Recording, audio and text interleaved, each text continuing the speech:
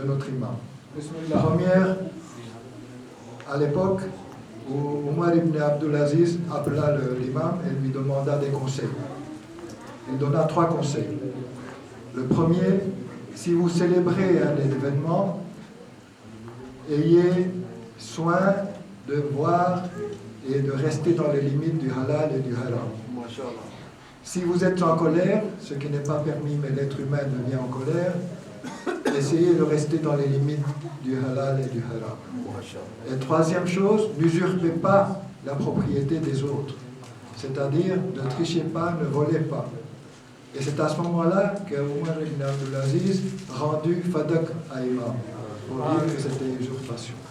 Ça, c'est le premier hadith. Deuxième hadith, notre imam a dit que chaque fois qu'Allah subhanahu wa ta'ala donne un ordre, il donne avec une condition.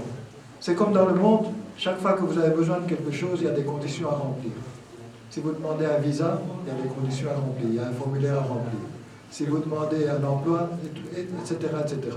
Ici, il dit, Allah subhanahu wa ta'ala, chaque fois qu'il donne un ordre, il y a une condition. Premier ordre, après la prière. Qu'est-ce qui va avec la prière? Si on regarde dans le Coran, chaque fois qu'on dit Aqimus salat wa atuz zakat. Donc la prière va avec le zakat. La personne qui ne paye pas le zakat, la prière ne peut pas être acceptée. Non seulement le zakat, mais chez nous il y a le khums. Si vous n'avez pas payé le khums, vos vêtements ne sont pas purs pour pouvoir faire la prière. Donc, Aqimus salat wa atuz zakat, la condition. Deuxième condition, le shukr. Nous faisons toujours après la prière, le dernier prosternation, on dit shukran lillah. On remercie Allah, on dit alhamdulillah rabbil alamin, que tout est grâce à Allah. Mais ce shukr ne peut être accepté que si on a la reconnaissance des parents.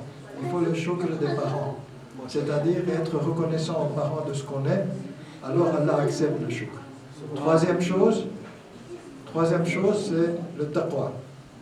Nous essayons d'arriver au taqwa, ce qui est très difficile, puisqu'on a 3 stades. On est musulman dès qu'on a dit La ilaha illallah Muhammadur Rasulullah. On devient mu'min quand on dit La ilaha illallah Muhammadur Rasulullah Aliyun waliyullah. Et si on a dit Wa khalifatahu bila afas, on devient plutôt, puisqu'imam al-muttaqin, on peut devenir muttaqin.